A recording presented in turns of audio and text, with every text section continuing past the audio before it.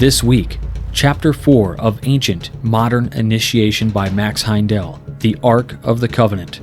What was it? How did a voice emanate from a cloud between two cherubim? What is the Ark in relation to the human body? Then we'll have a brand new Masonic Minute with Illustrious Brother Harrison as he tells us little-known facts about Brother Nat King Cole. How did he get that king in the middle of his name? Why did his television show get canceled after only 2 seasons?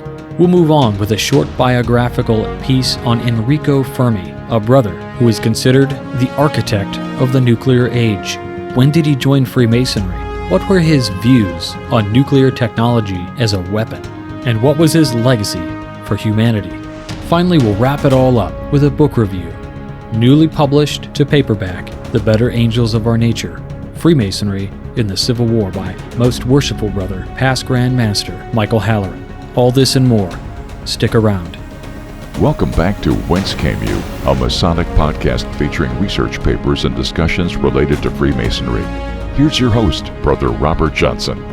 Welcome back to the show. This is episode number 479. As you heard in the top of the show, we've got a great one lined up for you, including a wonderful Masonic Minute with Illustrious Brother Stephen L. Harrison. I want to go ahead and give a shout out to our producers, fellows, contributors, and our legacy partners. Thank you so much, and I want to express to everybody out there just how grateful I am to be able to continue to bring this show to you week after week, month after month, year after year. If you want to know how you can assist this podcast in bringing Masonic education weekly edification to all those interested, and especially brothers and those interested in Freemasonry, head on over to wcypodcast.com, click on Support the Show, and see how you can help. In the news, I just released and published a brand new book called How to Charter a Lodge, a no-nonsense, unsanctioned guide. And the main purpose of this book was I had been fielding questions for the last 3 years about how to charter a lodge, and people were saying, I wish I knew how to do it. And we've published a number of articles, whether on Midnight Freemasons or other blogs, saying that if you want change in Masonry, you have to be the person to bring that change. And a lot of times that comes with the territory of just having to start a new lodge. And so what I would say is that this is an unsanctioned, unofficial guide to starting a new Masonic lodge. If you're tired of the same old thing at your lodge, you want more, whether that's education, fellowship, or even more pancakes. Whatever the reason is, this is the no-nonsense look at what to really expect when taking the steps to charter a new Masonic lodge. This guide is going to cover the challenges, the naysayers, the paperwork, and more.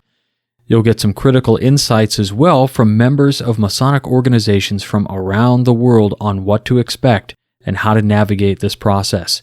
I was lucky enough to get Most Worshipful Brother Bob Davis to go ahead and contribute. I have a number of other brothers and sisters at large who have contributed to the work with their own insight when they were working to charter new organizations. The book comes in at about 150 pages or so. I think there's 2 pages for notes in the print version.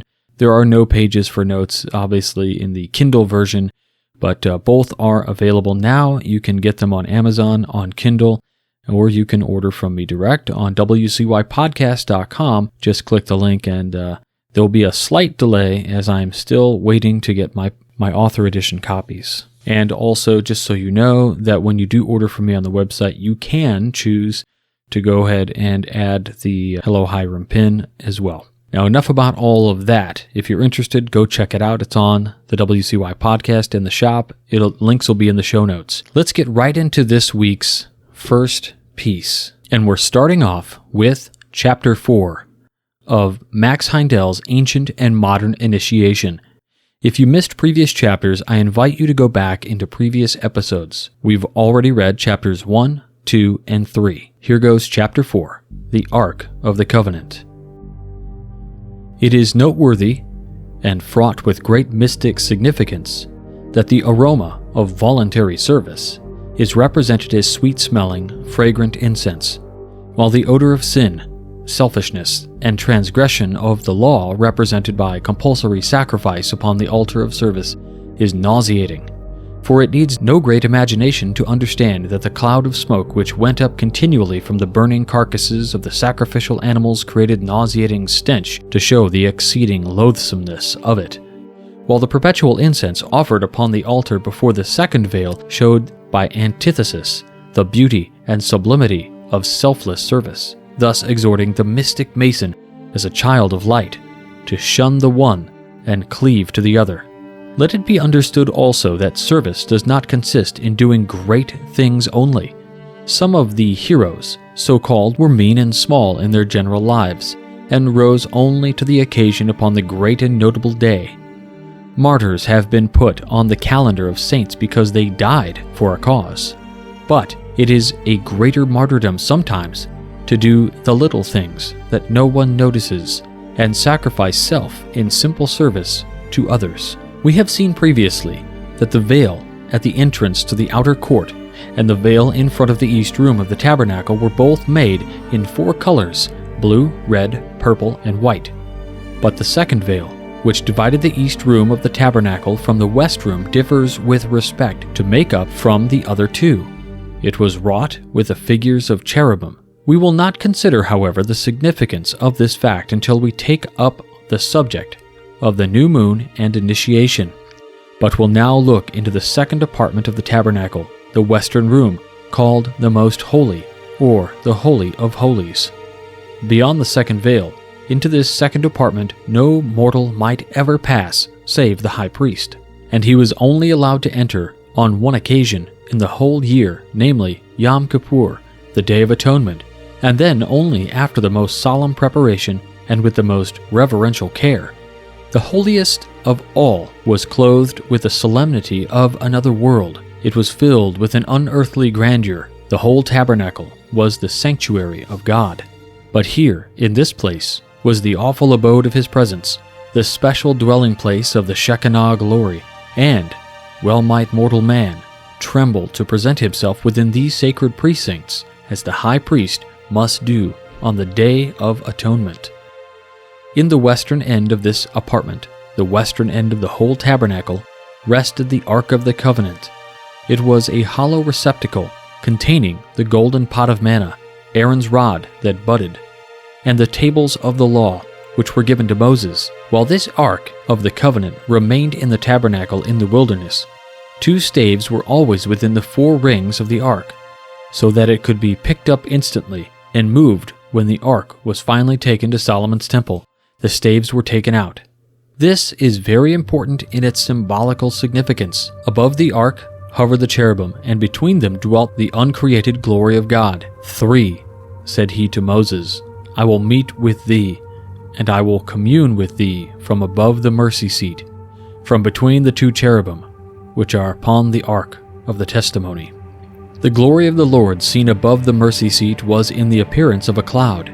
The Lord said to Moses, quote, Speak unto Aaron, thy brother, that he come not at all time into the holiest place within the veil before the mercy seat, which is upon the ark, that he die not. For I will appear in the cloud upon the mercy seat. End quote. This manifestation of the divine presence was called among the Jews the Shekinah glory. Its appearance was attended, no doubt, with a wonderful spiritual glory of which it is impossible to form any proper conception. Out of this cloud the voice of God was heard with deep solemnity when he was consulted in behalf of the people.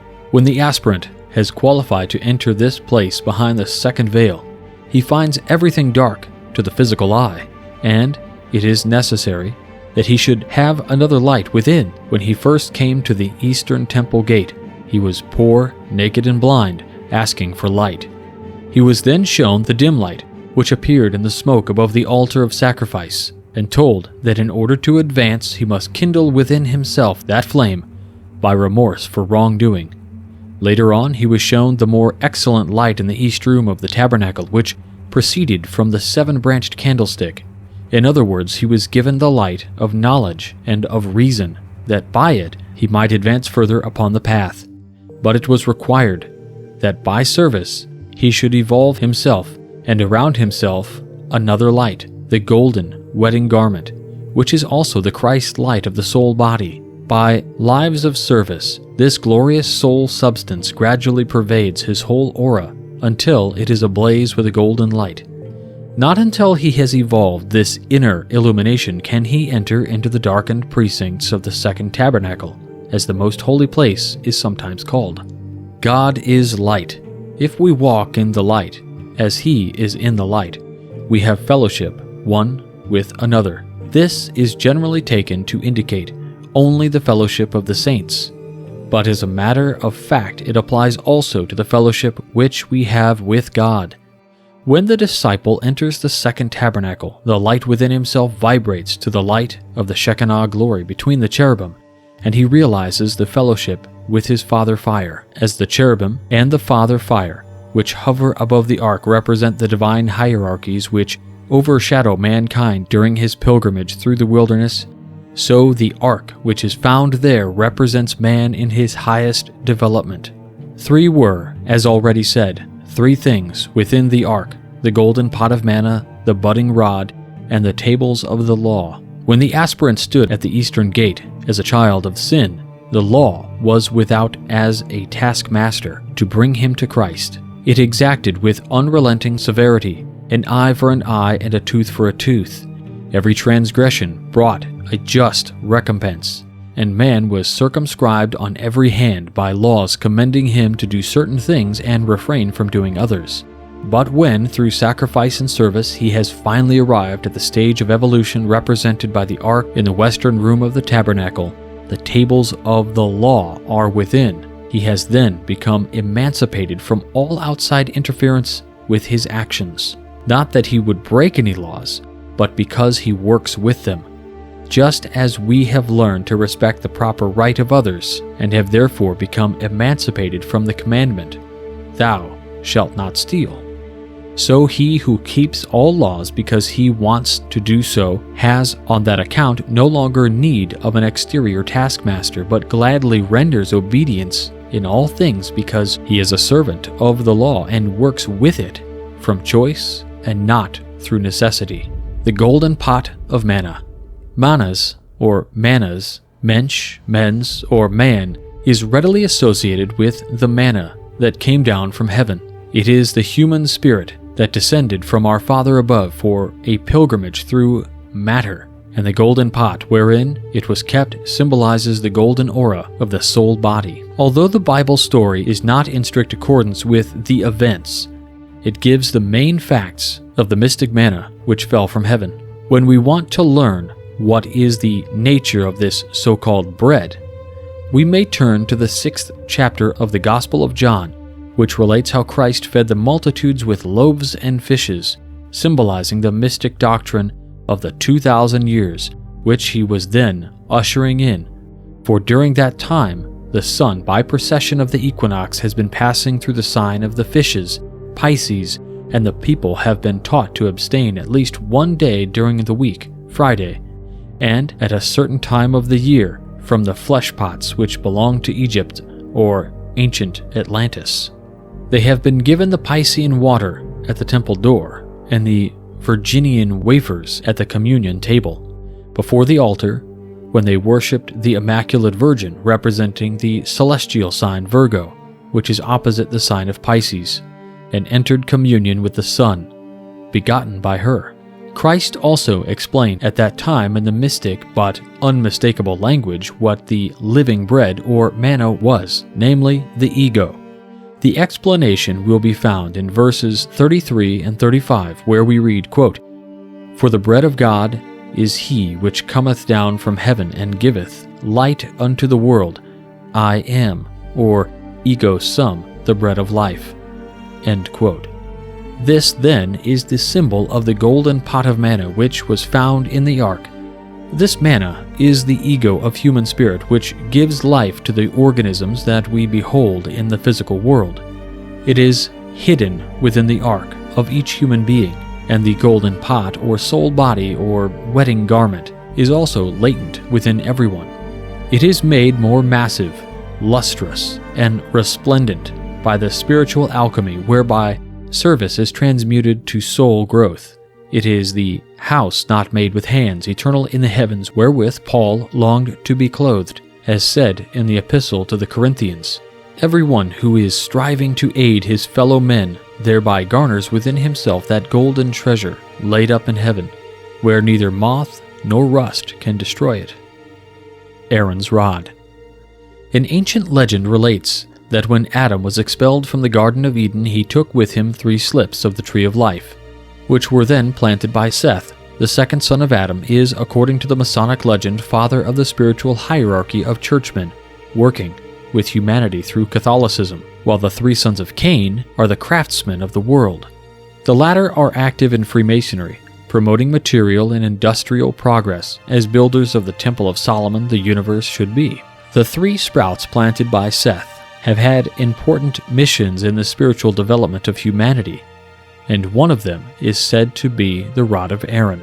In the beginning of concrete existence, generation was carried on under the wise guidance of the angels, who saw to it that the creative act was accomplished at times when the interplanetary rays of force were propitious, and man was also forbidden to eat of the tree of knowledge. The nature of that tree is readily determined from such sentences as, quote, Adam knew his wife, and she bore Cain. Adam knew his wife, and she bore Seth. How shall I bear a child, seeing that I know not a man?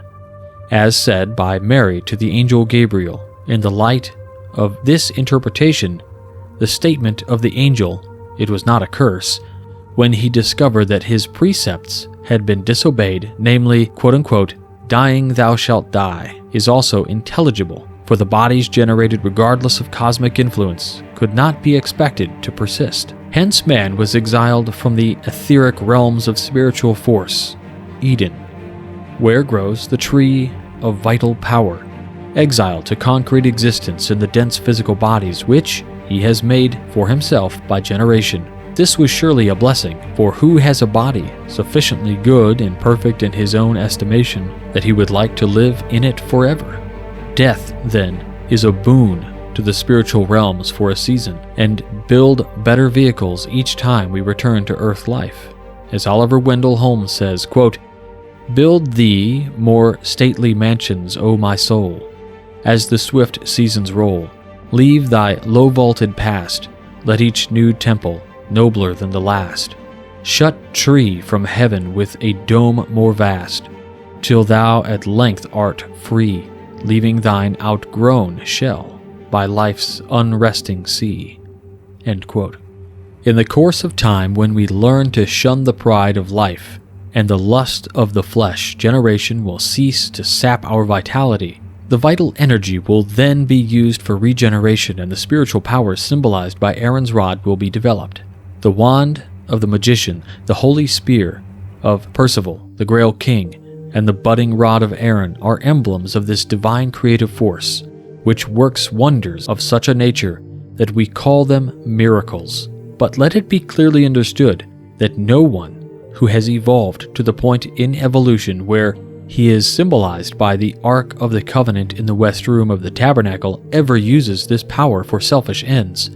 When Percival, the hero of the soul myth by that name, had witnessed the temptation of Kundry and proved himself to be emancipated from the greatest sin of all, the sin of lust and unchastity, he recovered the sacred spear taken by the black magician Klingsor from the fallen and unchaste Rail King Amfortas. Then, for many years he traveled in the world seeking again the castle of the Grail, and he said, quote, often was I sorely beset by enemies and tempted to use the spear in self-defense, but I knew that the sacred spear must never be used to hurt, only to heal.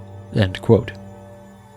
And that is the attitude of everyone who develops within him the budding rod of Aaron. Though he may turn this spiritual faculty to good account in order to provide bread for a multitude, he would never think of turning a single stone to bread for himself, that his hunger might be appeased. Though he were nailed to the cross to die, he would not free himself by spiritual power which he had readily exercised to save others from the grave. Though he were reviled every day of his life as a fraud or charlatan, he would never misuse his spiritual power to show a sign whereby the world might know without the shadow of a doubt that he was regenerate or heaven-born. This was the attitude of Christ Jesus, and it has been and is imitated by everyone who is a Christ in the making.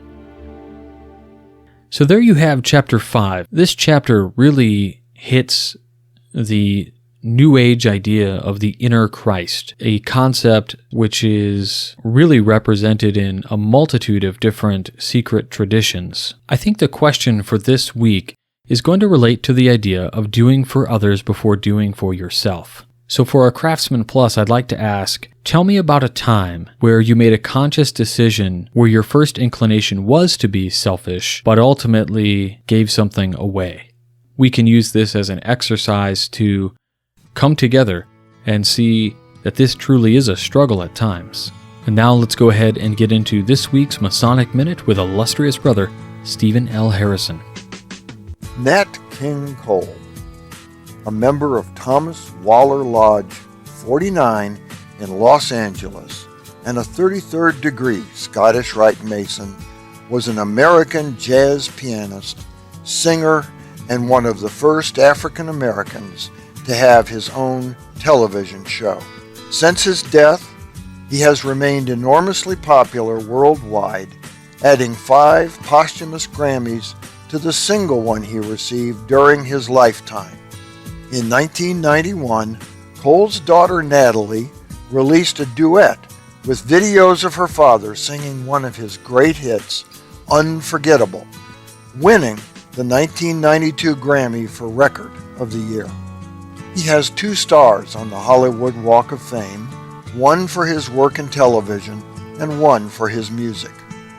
Cole was an active and outspoken participant in the civil rights movement, often lamenting the fact that entertainers such as himself were accepted in many situations where African Americans of other professions were not. Recognizing his activism, both Presidents Kennedy and Johnson invited him to the White House during their term. His television show, which aired in 1956 and 1957, had high ratings and enjoyed critical praise. However, in spite of the fact that he was accepted in some entertainment circles, the show was dropped after 2 seasons because national advertisers would not support a black man.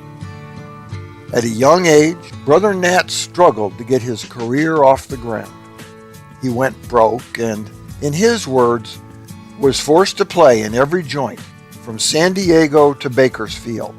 It was in one of those dives that an inebriated customer stuck a hat on his head, called it a crown, and, in a play on his last name, dubbed him Old King Cole. The nickname stuck, and Cole, truly a king in the world of music, forever became Nat King Cole. Brother Cole owed his success to a soft baritone voice. He was convinced smoking enhanced his rich singing tone and maintained a 3-pack-a-day habit during his adult years. Prior to each recording session, he would smoke several cigarettes in quick succession to enhance the effect. Regrettably, the practice took his life in 1965 when he died of lung cancer at the young age of 45. For the Whence Came You podcast, this is Steve Harrison with the Masonic Minute. Wow. What can I say? You don't really hear too much about some of these entertainer Freemasons outside of the idea of possibly their involvement in the Shriners International or something along those lines. To hear some of this about Brother Nat King Cole was really interesting to me because I had known about his musical career, his bad habit in smoking, and all of these things, but I was really unaware of his activism in terms of social justice and these types of things. But it was awesome to hear about. How sad was it that, his great show on television had to be taken away because of a lack of advertisements or advertisers who would not support a show that put a man of color on the TV screen. It's just amazing to me. And frequently we say, well, it was back then, we're up in this time now and things are different. But I'm always left wondering, at what point was it ever okay to do these kinds of things? But I also understand the current argument of not judging the past by the standards of today. which I think is both a true statement, but also one that is not as true as it could be, perhaps. It's a nuanced thing to contemplate for sure. But I want to thank Illustrious Brother Harrison for his work in putting this episode together. If you want to catch the video that goes along with it, head on over to our YouTube channel, Whence Came You, where we publish the videos separately as well, and you can check it out there and really enjoy it. Now, if you really love the Masonic Minute segments, you can, of course, find that YouTube channel as well. I'll put a link in the show notes to it. But more importantly, Brother Stephen L. Harrison has written several books on Freemasonry and edited several others. If you would like to check those out, head on over to wcypodcast.com, click on the bookstore, and you can check out all of the books that he has either written or edited. And of course, I would be remiss if I didn't mention that he was the editor of the Freemason magazine in Missouri for several years, and he works heavily with the Missouri Lodge of Research.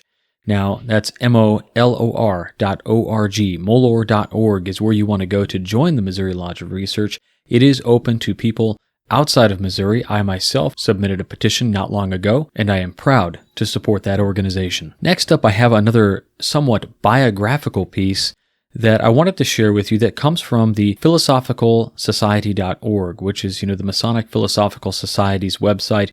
They published a blog post on November 8th, 2020 by Elaine Polonius Pellin, and I've read several of her works before on the website, but here it is. This is a really great biographical piece, and I think you'll enjoy it. Very interesting indeed, especially if you're like me and you think about physics and all things mathematics all the time. So here you go. Enrico Fermi, The Architect of the Nuclear Age, by Elaine Polonius Pellin, November 8th, 2020. Referred to as the architect of the nuclear age, Enrico Fermi was a nuclear physicist, a Nobel Prize winner, and a Freemason. Throughout his prolific career, he made substantial contributions to the fields of quantum theory, statistical mechanics, and nuclear and particle physics. Fermi excelled at both experimental and theoretical work, a distinction accomplished by few physicists. He labored for the betterment of humanity, yet his research ultimately led to the creation and utilization of the atomic bombs, which killed over 200,000 citizens of Hiroshima and Nagasaki, Japan. Brother Enrico was adamantly opposed to the utilization of the hydrogen bomb, yet he ultimately argued for the development of knowledge regardless of the consequence of the use of that knowledge. Early years in Italy. Born in Rome in 1901, Enrico Fermi's fascination with physics began at age 14 following the tragic death of his older brother, Giulio. Distraught after losing his brother, he went to a local market and found 2 physics textbooks written by a Jesuit physicist in 1840. Despite the fact that the books were written in Latin, Fermi read them cover to cover. From that point on, Enrico's passion for physics became the focal point of his life. His understanding was so advanced in the subject that his entrance essay for the University of Pisa was deemed equivalent to the work of a doctoral student. There he received his undergraduate and doctoral degree, and he published his first important scientific work in 1922, his year of graduation. Enrico Fermi became a Freemason, joining Adriano Lemmi Lodge in Rome under the Gran Loggia d'Italia di Piazza del Gesso. His intellectual curiosity made him a natural fit for the studies of Freemasonry, and he rose to the degree of Master Mason in 1923. His climb towards greatness continued as he was appointed professor of theoretical physics at the University of Rome at the age of 24. In the 1930s, he conducted a series of experiments to study the impacts of bombarding various elements with neutrons. This work led to the successful splitting of a uranium atom, for which he was awarded the Nobel Prize for Physics in 1938. Fearing for the safety of his Jewish wife, Fermi began searching for an escape from the impending genocide. Soon after, Enrico and Laura emigrated to the United States, fleeing the fascist regime's takeover of Italy. Emigration to the United States. Upon the discovery of nuclear fission, he went to the University of Chicago and later to Los Alamos to serve as a general consultant. Brother Fermi contributed significantly to the Manhattan Project. As a leading member of the Manhattan Project, Brother Fermi worked on the development of nuclear energy and the atomic bomb, although he was a vocal critic of the use of the technology as a military weapon. Work in the Royal Society. Did Brother Fermi's Masonic career continue in his participation in the Royal Society? Some Masonic scholars have explored the hypothesis that modern Freemasonry was instituted in the 17th century by a set of philosophers and scientists who organized it under the title of the Royal Society. This political and philosophical club, subsequently referred to under many other names, including the Royal Society of Sciences, had many ties to the ancient fraternity of Freemasonry. The Royal Society is known today under the United Kingdom's National Academy of Sciences. Recently celebrating its 350th anniversary, the Library and Museum of Freemasonry held a special exhibition focused on the extraordinary number of Freemasons who have been fellows of this august body since its inception. Hundreds of Royal Society fellows have belonged to the craft, including several royals such as King George IV, Oscar I of Sweden and Norway, and H.R.H., the Duke of Kent. Other notable members of the society include Sir Winston Churchill, Voltaire, Benjamin Franklin, and Edward Jenner. Brother Fermi was elected Fellow of the Royal Society on April 27, 1950. In his later years, he did important work in particle physics and was an inspiring teacher at the University of Chicago. Unfortunately, in 1954, at the age of 54, Brother Enrico died of stomach cancer due to his exposure to radiation in his experiments. His legacy of service to humanity continues long after his death. Fermi stated, quote, "Whatever nature has in store for mankind, unpleasant as it may be, men must accept, for ignorance is never better than knowledge." End quote. Does the expansion of knowledge, even when applied to controversial ends, always benefit humanity? And this concludes this short biography of Enrico Fermi, brother who died at another early age, not unlike Brother Nat King Cole, 45, Enrico Fermi, 54, and similarly, they both died from things inherent to their profession. Nat King Cole believed that the smoking gave him his great voice, and Enrico Fermi died due to exposure of the radioactive element that he was consistently working with. And the last piece that I have for you this week actually is a blog post that I wrote a few years ago, but with a new editor's note, because the book has enjoyed such success that it is now available in paperback. And I want to just go ahead and read this because this is not an advertisement in any way, shape, or form. However, I do recommend the book. Now in paperback, The Better Angels of Our Nature, a review, by Midnight Freemason contributor Robert H. Johnson.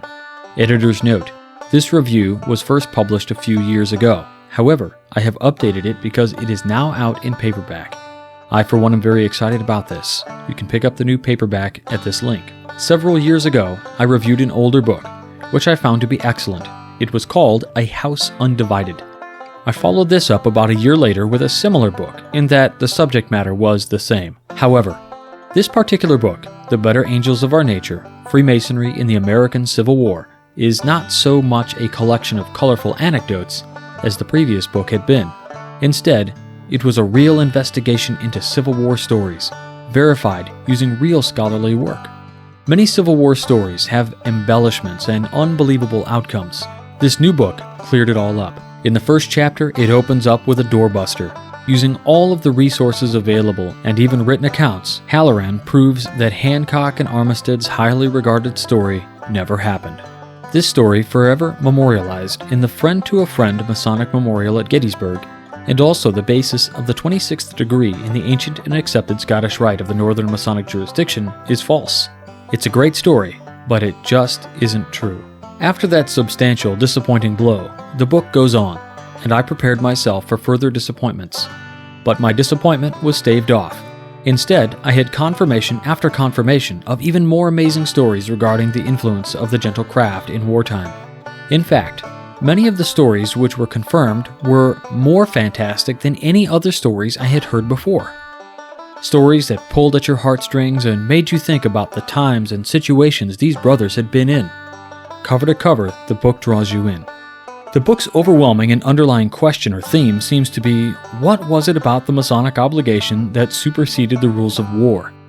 This was a question that the book guides you into asking yourself as you hear story after story of verified fraternalism on the battleground. Stories of soldiers accidentally escaping and lodges being fashioned in prisons. Even enemy officers of those prison camps attending the prisoner-based lodges. all verified through journal entries and cross-reference in other journal entries by the actual brothers who were there. Mike Halleran even goes to the lengths of inspecting sources that were not Masonic. Journal entries by the profane of the period. In these entries, the profane complain that Masons got better treatment and even were let go on occasion. It was quote-unquote unfair. These profane often wrote in their journals of how, when the time would present itself, they too would join the fraternity, out of witnessing the bonds that had been on display to them during the war. The book does a fantastic job of verifying, separating truth from colorful anecdotes, and disproving Masonic whoppers. I say this book is a must-read. Where A House Undivided brings you the fairy tales, perhaps this book brings you the straight dope on what happened. And in the end, this book proves we are indeed the greatest fraternity in the world. Just recently, the book has been released for the first time as a paperback. If you've been waiting to pick this book up, now is the time. It's never been more accessible. Pick it up at this link.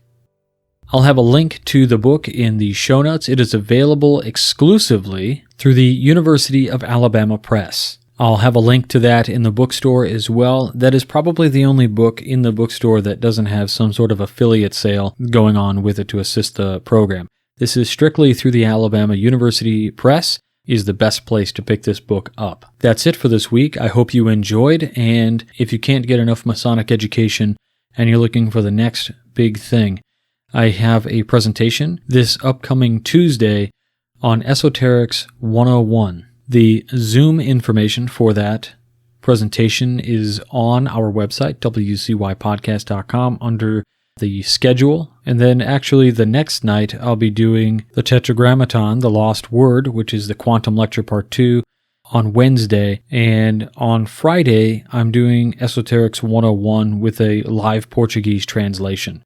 So that's what's going on the rest of the month in terms of education and presentations that I'm going to be a part of. I want to thank Publicity Lodge number 1000 in New York as they hosted John Ruark and I to do a presentation on its business time.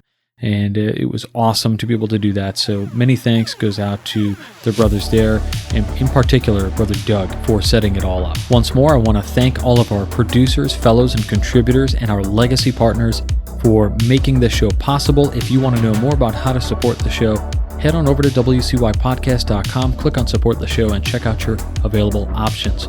And one last plug, please check out the How to Charter a Lodge, a no-nonsense, unsanctioned guide, available right now on our website, on Amazon, and on Kindle. If you have blazed through the book already, then feel free to leave me a review, good, bad, indifferent. Everything helps. Of course, I always appreciate it. If you enjoyed the book, hop over there and leave us a 5-star review. Be awesome.